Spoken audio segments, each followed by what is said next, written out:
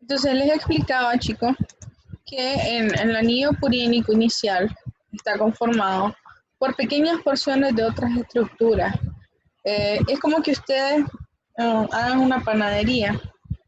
Entonces cuando empiezan a vender pan, invierten varios pequeños sustratos. Por ejemplo, el azúcar, la harina, la mantequilla, el huevo, para formar un solo pancito, ¿verdad? Entonces lo mismo pasa con los anillos purínicos. Ellos tienen bastantes coelementos que se van a unir a la PRPP que les mencionaba anteriormente para formar la inosine monofosfato. Este inosine monofosfato va luego, en dependencia de las necesidades, a producir nucleótidos de adenina o nucleótidos de guanina. Como les digo, en dependencia de las necesidades celulares. Ahora, aquí me quiero detener para hablarles un poco de esta estructura llamada el formil tetrahidrofolato. ¿Les suena o les dice algo la palabra folato? Cuéntenme. ¿Han oído en algún lado la palabra folato? No, ni idea. Y la palabra ácido fólico. Ahí sí. ¿Qué han oído del ácido fólico?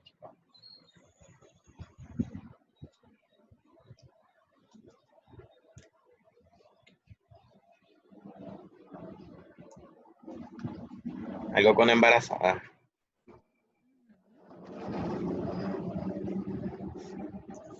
Ok. Celularmente, ¿ustedes qué se imaginan que está ocurriendo dentro de la embarazada? Proliferación. Exacto. Para formar un bebé hay una increíble proliferación celular. O sea, es como que vos tengas un tumor, valga, solo es un ejemplo, ¿verdad? No le estoy diciendo a los bebés tumores. Pero imagínate que tenés un tumor. Son casi eso.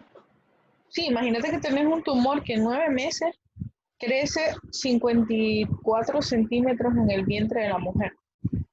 Entonces, imagínense la tasa de proliferación celular que hay. Y ahorita yo les estoy exponiendo que para formar los anillos de purina necesitamos pues, un poco de esta sustancia llamada tetrahidrofolato. Ahora, imagínense que cada ácido, que el ADN de cada célula tiene al menos 5 millones de estas estructuras. ¿Y cuántas células tiene el bebé? Además de las necesidades basales que tiene la mujer, porque la mujer está renovando su cabello, está renovando su piel, sus células intestinales. Entonces, por eso es que en las mujeres se hace una gran demanda de ácido fólico durante el embarazo. ¿Por qué? Porque la ausencia de esto o la deficiencia de anillos purínicos conlleva a que el bebé nazca con malformaciones congénitas. Además que el ácido fólico, ¿verdad?, tiene otras funciones muy importantes en la embriogénesis. Pero visto desde el punto de vista ahorita que estamos estudiando las purinas, vemos que al formar parte del anillo purínico, su deficiencia, que es más frecuente de lo que nosotros esperaríamos, conlleva, ¿verdad?, a alteraciones en la formación del feto. Desde este punto de vista. También existen personas o mujeres que tienen mutaciones en la enzima que ayuda a la formación del tetrahidrofolato. Normalmente, nosotros absorbemos la vitamina en forma de dihidrofolato y esta se tiene que polimerizar hacia tetrahidrofolato. Es decir, tiene que pasar de una estructura de 2 a una estructura de 4 para que podamos verla acá. Pero bueno, las mujeres con deficiencia de esa enzima, la enzima que cataliza esta reacción, generalmente suelen ser mujeres con cierto grado de infertilidad, ¿verdad? Porque aunque su óvulo sea fecundado, la deficiencia de tetrahidrofolato, debido a su trastorno genético, va a ser imposible, ¿verdad?, que ese óvulo fecundado pueda proliferar adecuadamente hasta la formación de un hijo. Entonces, este es un poco de la aplicación médica, ¿verdad?, que tiene el conocimiento de esta vía sintética. Ahora, esta es una vía sintética de enojo. Luego vamos a hablar de la vía sintética de recuperación. Entonces, una vez formado el IMP, gracias a la hipoxantina, a la pentosa y a un grupo fosfato, como les decía, puede tener una de dos vías, o formar los nucleótidos de guanina o formar nucleótidos de adenina. Esto va a estar en dependencia de cuál es la mayor demanda. Por ejemplo, si nosotros tenemos muchos nucleótidos de adenina, generalmente ellos van a bloquear esta enzima y van a inducir que el IMP se vaya más hacia esta vía, porque es el que tiene probablemente mayor necesidad. En cambio, o viceversa, si yo tengo muchos nucleótidos de guanina y menos nucleótidos de adenosina, entonces este exceso de nucleótidos de guanina va a bloquear a la IMP deshidrogenasa, entonces va a inducir a que mi inosine monofosfato se vaya más por esta vía. Entonces, a esto nosotros lo conocemos como feedback negativo o retroalimentación negativa. El término feedback es un término anglosajón, inglés, pero que significa retroalimentación negativa. Y entonces esto es un poco lo que ayuda a regular hacia dónde se va la síntesis de mi purina. ¿Preguntas hasta aquí, chicos?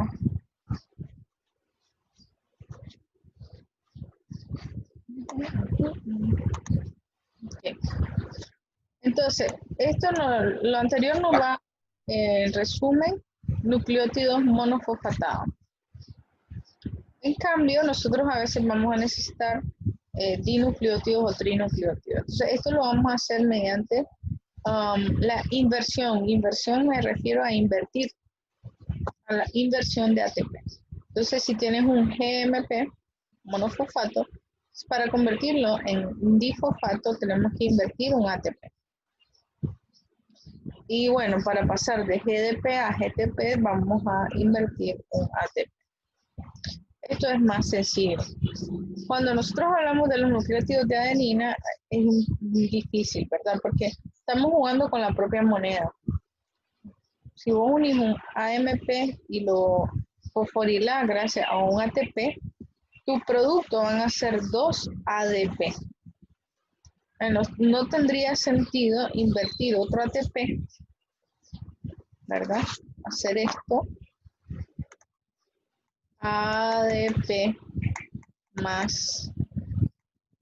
Si yo estoy a este punto y invierto otro ATP, mi producto va a ser el mismo del inicio. Va a ser un ATP y un ADP. No tiene sentido.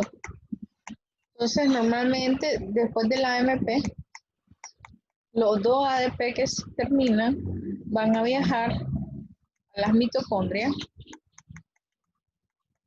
en donde se van a acoplar con la fosforilación oxidativa, que es un proceso que vamos a ver más adelante, en donde la energía producida va a convertir todos esos ADP en ATP, sin necesidad enzimática. O bueno, a través de una enzima llamada ATP sintasa, pero que la vamos a estudiar más adelante.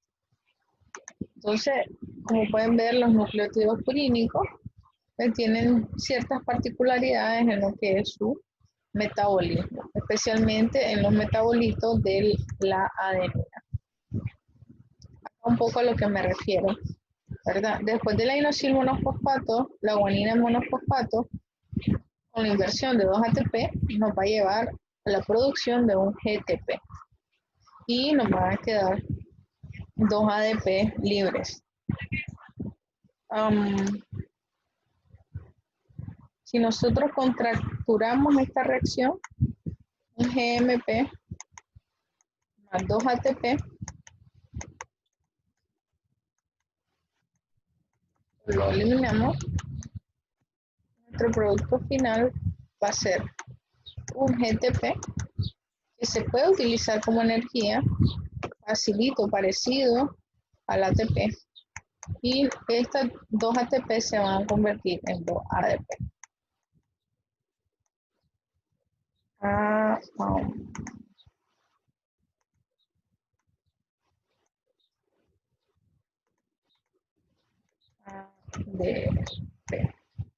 Si contracturamos, ¿verdad? Estas dos reacciones es esto.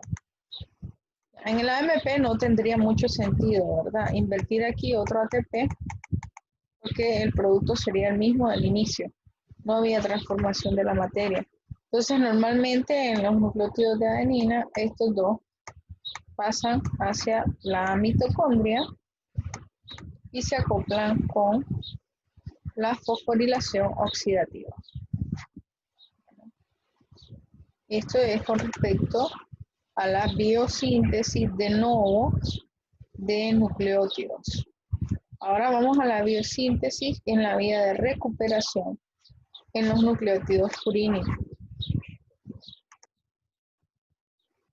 La recuperación de nucleótidos purínicos se realiza mediante dos mecanismos.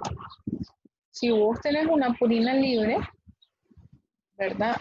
Por ejemplo, la adenina anda ahí volando, la fosforibosil pirofosfato transferasa la va a fusionar con un PRPP y va a producir fácilmente mi primer AMP cíclico. Perdón, mi primer AMP sin el intermediario IMP. Por lo tanto, la vía de recuperación es más económica, porque al realizar este solo paso, yo invierto menos ATP en la producción de mis nucleótidos. Ya luego este AMP puede pasar o realizar los mismos pasos que hablamos anteriormente.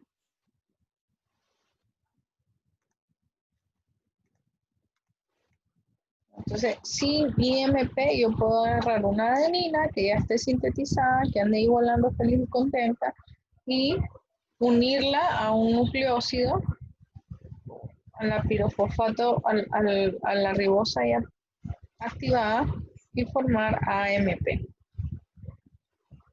Lo otro que puedo hacer es agarrar un nucleócido, ya no una base nitrogenada, sino un nucleócido y directamente invertir un ATP de energía para convertirlo en AMP.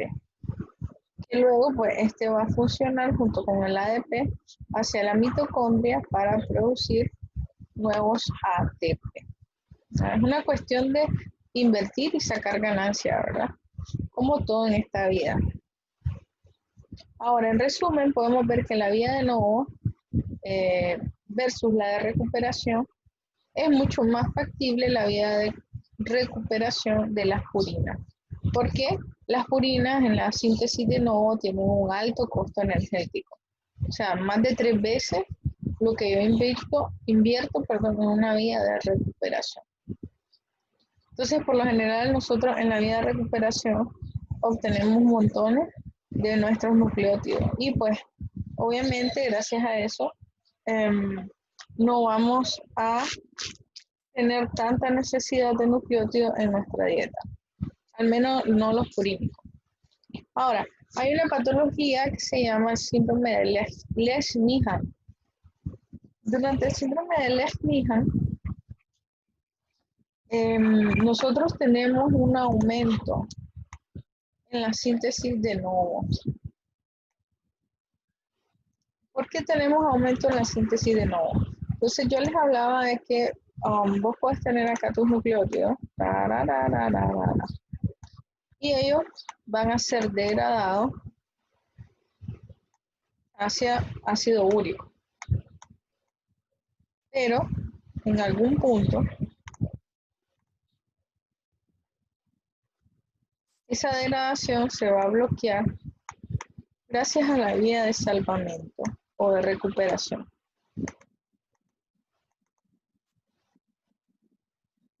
Esa vía de recuperación permite, por ejemplo, la permanencia de nucleótidos de guanina principalmente. Sin embargo, esta vía de recuperación requiere enzimas que en el síndrome de Lesch-Nyhan tenemos enzimas como la hidroguanina, fosforibosiltransferasa deficiente. O sea, esta enzima está deficiente y conlleva a que ocurra menos recuperación de nucleótidos. Al no realizar recuperación, entonces obviamente mis niveles de nucleótidos GMP y IMP van a verse disminuidos. Esa disminución va a estimular, a hacer un feedback positivo a la fosforibosilpirofosfato sintetasa, la cual es el primer paso de la síntesis de novo, ¿verdad? Que va a producir IMP. El problema con esto es que yo estoy obteniendo ácido úrico por dos lados. Primero, por la síntesis de novo y segundo, por el 100% de la degradación de los nucleótidos. Entonces, esto hace que haya un doble de hiperuricemia en estos pacientes. Y bueno, junto con la hiperuricemia también vamos a tener una enfermedad llamada gota, que es muy, o que se manifiesta mucho, ¿verdad? En estos pacientes con Lesch-Nyhan, con la particularidad que un paciente con Lesch-Nyhan es mucho más joven, porque recuerden que es un trastorno genético y se va a manifestar en edades más tempranas, en comparación con la gota propiamente dicha, que vamos a ver que afecta a pacientes entre 50 y 60 años de edad. Entonces, en resumen, el síndrome de Lesch-Nyhan es una deficiencia enzimática en las vías de recuperación de nucleótidos, lo que conlleva a un mayor estímulo de las vías de síntesis de novo, que terminan al final degradándose y formando en conjunto una elevación del ácido úrico sanguíneo, manifestándose como gota en pacientes jóvenes.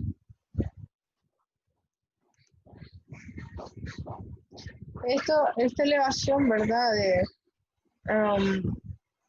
de ácido úrico en pacientes jóvenes puede conllevar a espasticidad, a varios síntomas neurológicos, entre ellos espasticidad, retardo mental. Recordemos que estamos con niños cuyo cerebro es muy susceptible. Puede sufrir automutilación por la precipitación de cristales de urato en la vía sanguínea que puede ocluir los vasos. O también es muy frecuente la muerte por falla renal en jóvenes, porque el urato o el ácido úrico suele precipitarse en las vías urinarias cuando están muy concentrados. Y bueno, esa cantidad de cristales forma cálculos que van a bloquear la vía urinaria, dilatarla e inducir su inflamación y muerte celular. Entonces, la falla renal, ¿verdad?, es letal, ¿verdad?, en estos pacientes. Ahora, ya vimos lo que es la biosíntesis, que es la síntesis de novo, y vimos la vía de recuperación. Ahora, la degradación de la purina es sencilla, por así decirlo. Regresamos a nuestro estado natural. Normalmente las purinas se van a hidrolizar, ¿verdad? Hidrólisis se refiere a que mediante el agua se separan sus componentes. Aquí el fosfato se va solito, hace una hidrólisis alcalina y por acá ocurre una hidrólisis ácida. La pentosa se puede reutilizar, el ácido fosfórico se puede reutilizar, pero mi base nitrogenada yo ya no la ocupo. Entonces yo la envío a la vía de degradación de las purinas. Entonces, cuando se trata de la adenina, esta se desamina, pierde un nitrógeno y se convierte en hipoxantina. Las hipoxantinas o la xantina, que proviene de la guanina, van a ser sometidas a la enzima xantina oxidasa, que es la principal productora de ácido úrico. Como les decía, la tasa de recambio o la tasa de producción de ácido úrico es un poco baja. porque antes de esto tenemos la vía de recuperación. Sin embargo, es de importancia que la vía de degradación funcione adecuadamente para que evitemos patologías como el síndrome de Lesch-Nyhan. Entonces, la enzima más importante en la degradación de bases purínicas es la xantina oxidasa. Ahora, casualmente, esta enzima va a ser bloqueada o inhibida gracias a un medicamento llamado alopurinol. ¿Cuántos de ustedes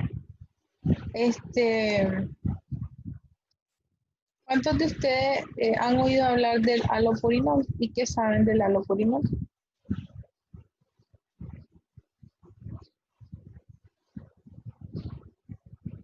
Yo lo he escuchado, pero no sé nada de eso. Ok, ¿alguno de ustedes, chicos?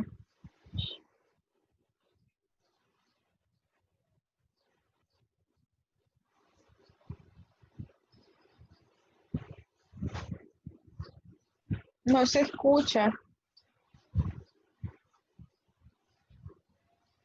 Bueno, el alopurinol se usa casualmente Pero para tratar la hiperuricemia o elevación del ácido úrico.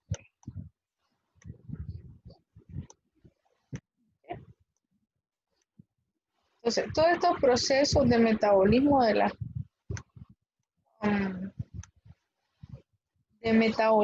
de síntesis, recuperación y degradación de las bases nitrogenadas ocurre principalmente en el hígado. Principalmente la recuperación ocurre en el hígado.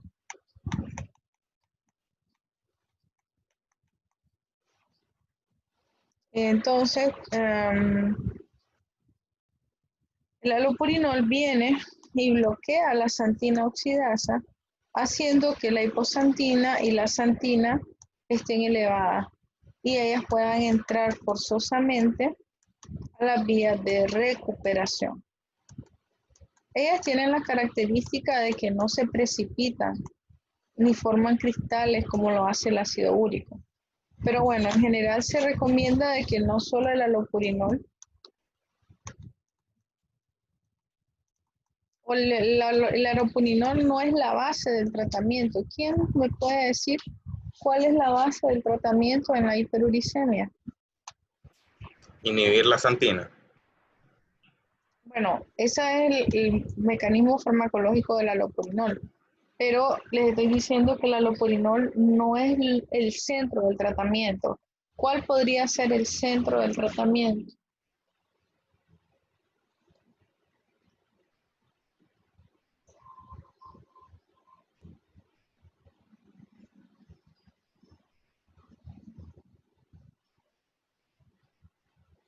Y si les digo que es la dieta, me dirían que estoy loca.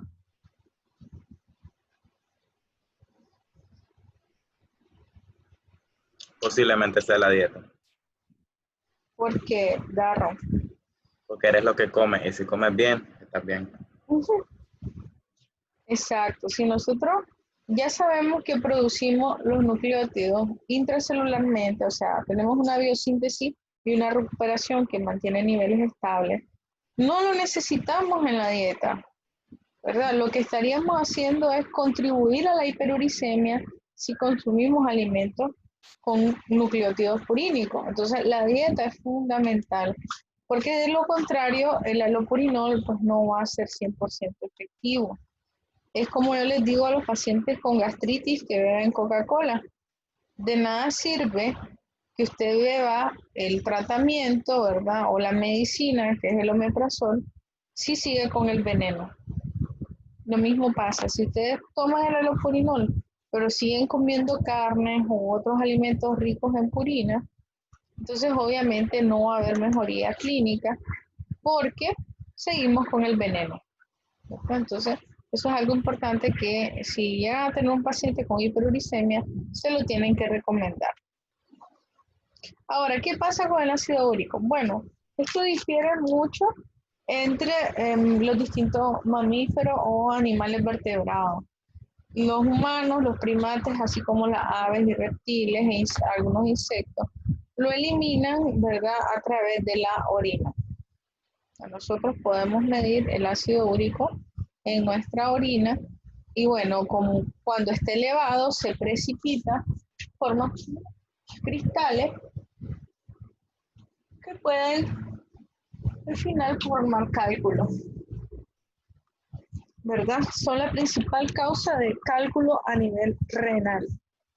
Pero bueno, cuando tenemos niveles adecuados, no es completamente soluble en el agua de la orina y entonces se va a eliminar adecuadamente. Otros mamíferos y peces lo que hacen es convertir el ácido úrico en urea. Recordemos que comparten un poco de lo que es la estructura química, ya que son esqueletos carbonados que acarrean nitrógeno, que son prácticamente solubles en agua y pues contribuyen a la eliminación de cuerpos nitrogenados del plasma sanguíneo. Entonces, como les decía, el ácido úrico es soluble, pero relativamente insoluble y que en altas concentraciones se precipita, formando estos cristales que podemos ver acá. También tiene, además de precipitarse en la orina, tiene la tendencia de precipitarse en las articulaciones. Entonces, si ustedes meten una astillita en su ojo, el ojo lo va a ver como cuerpo extraño y les va a doler y se va a inflamar. Lo mismo pasa en las articulaciones. Cuando se precipitan estos cristales, se induce un estado de inflamación que conlleva poco a poco a artritis. Esa combinación, ¿verdad?, de artritis secundaria a una precipitación de cristales de urato se le denomina enfermedad de gota. Generalmente se da por un exceso de las purinas, ya sea que provienen de la dieta o por una deficiencia de las enzimas de salvamento, ¿verdad?, como ocurre en el síndrome de Lesch-Nyhan.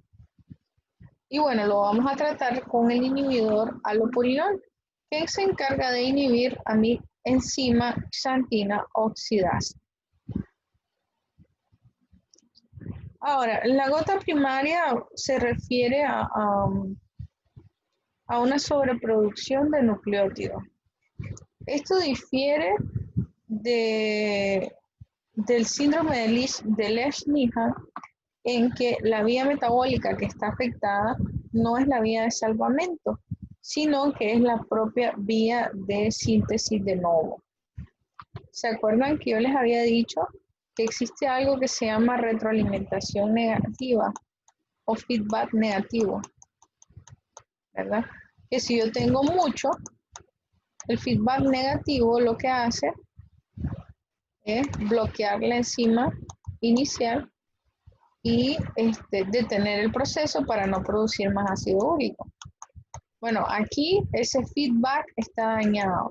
La enzima no responde a ese estímulo de exceso de ácido úrico y por tanto continúa funcionando, generando cada vez más y más ácido úrico, ¿verdad? Con su consecuencia que es la gota. A veces en las articulaciones se precipita tanto ácido úrico que forman unos nódulos blancos llamados tofu. Si pueden, búsquenlo en Google, miren la imagen, eso es muy característico de la gota. Y bueno, se le llama primaria, ya dijimos que es por esta deficiencia enzimática. La primera enzima o la enzima que se ve afectada es la PRPP sintasa. Como les decía, no responde a la retroalimentación.